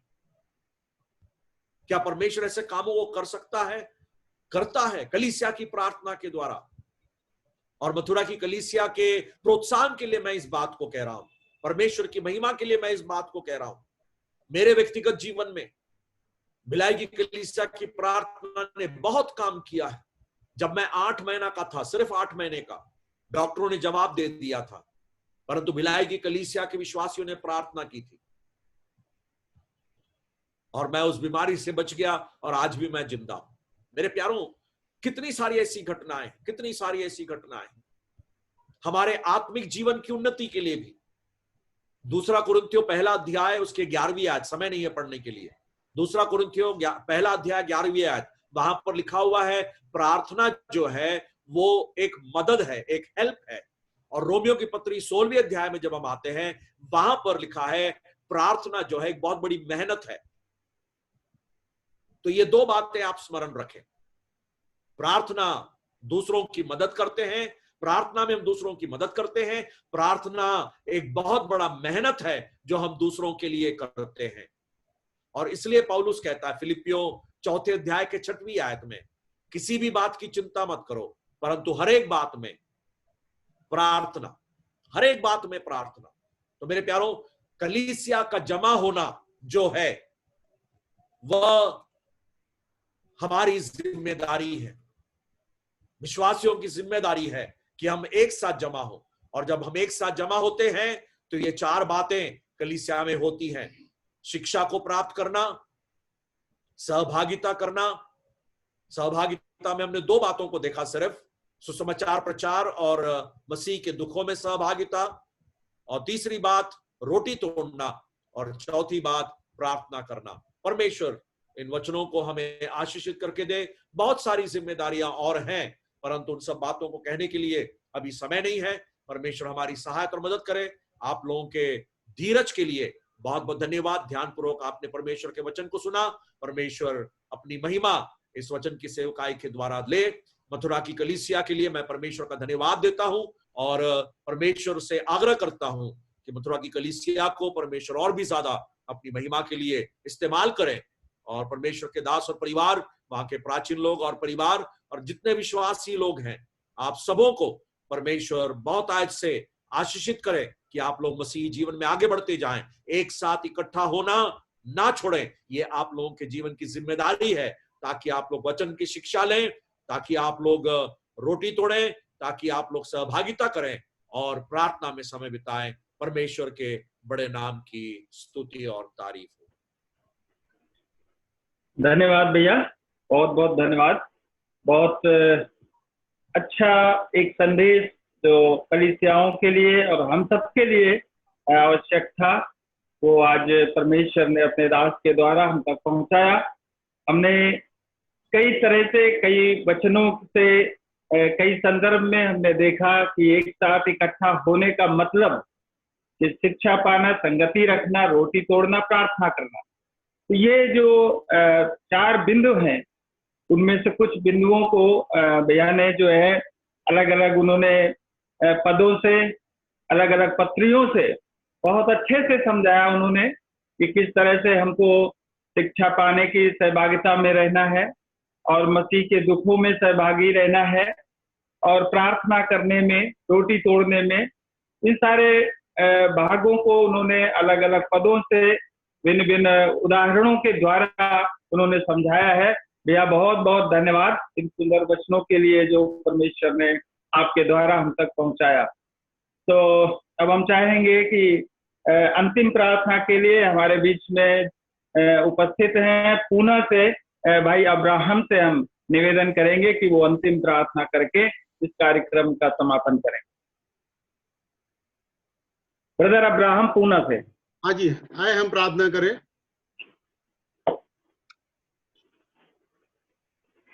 प्रेमी अनुग्रहकारी दयालु प्रभु जी, हम आपको धन्यवाद, स्तुति और प्रशंसा करते हैं एक और बार आपके वचन के द्वारा इस महामारी के समय में। प्यारे प्रभु जी, आपके दास शालू भैया के द्वारा प्रभु जी, हम विश्वासियों के लिए जो कलीसिया में जो जिम्मेदारी है उसको विस्तृत रूप से आपने हम तक पहुंचाया, इसके लिए हम धन्यवाद देते हैं। सर्वप्रथम प्यारे प्रभु जी, इस रात को हम आपको धन्यवाद देते हैं कि हम मिट नहीं गए। ये आपकी महाकरुणा का फल है, आपकी दया जो अमर है। हमें जिंदों के जमीन में आपने रखा और इस प्रकार से एक छोटे से झुंड के रूप में जो मैं आपके द्वारा प्रभु जी आपके पवित्र वचन को सुनने के लिए इतने नहीं प्रभु जी, आपके दास के द्वारा प्रभु जी ने अंतिम दिनों में हम विश्वासियों की जो जिम्मेदारी है उसको हम फिर से आपने स्मरण दिलाया, इसके लिए हम धन्यवाद देते हैं। आपके दास के लिए भी हम धन्यवाद देते हैं प्रभु जी। कलीसिया में जो आपने हमें जो सत्य के कम्बे होकर आप जो उसके निर्माण करता है प्यारे प्रभु जी, जो उस पत्थर पर जो नींव आप उसके स्थिर होने का पत्थर है, इसके लिए हम धन्यवाद देते हैं। जिस पर प्यारे प्रभु जी प्रेरितों से लेकर के प्यारे प्रभु जी हर दिन प्यारे प्रभु जी जो मंडली के ऊपर मंडली प्यारे प्रभु जी आप बना रहे हैं, इसके लिए हम धन्यवाद देते हैं। उसका एक अंग होकर आपने हमें रखा है, इसके लिए हम धन्यवाद देते हैं प्यारे प्रभु जी। हमें भी स्मरण दिलाए कि इसके जो निर्माण करता है आप ही हैं प्यारे प्रभु जी। इस बात को आपने हमें स्मरण दिलाया है कि जो जीवन हम यहाँ जी रहे हैं हम सबको लेखा देना है प्यारे प्रभु जी। इतने नहीं, एक पवित्र जिंदगी आपकी इस मंडली में आपकी कलीसिया में हमें बिताना है, इस बात को फिर से आपने हमें स्मरण दिलाया प्यारे प्रभु जी। आपके दास के द्वारा प्रभु जी जिस प्रकार से प्रभु जी हमारी जो जिम्मेदारी है इन अंतिम दिनों में सबसे ज्यादा प्रभु जी इस महामारियों में प्यारे प्रभु जी आपके इस सेवकों के द्वारा जो वचन आप सुना रहे हैं होने दीजिए कि प्यारे प्रभु जी जिस प्रकार से भी हमने सुना है आपके वचन को मनन करने में हम ज्यादा समय बिताए प्रभु जी।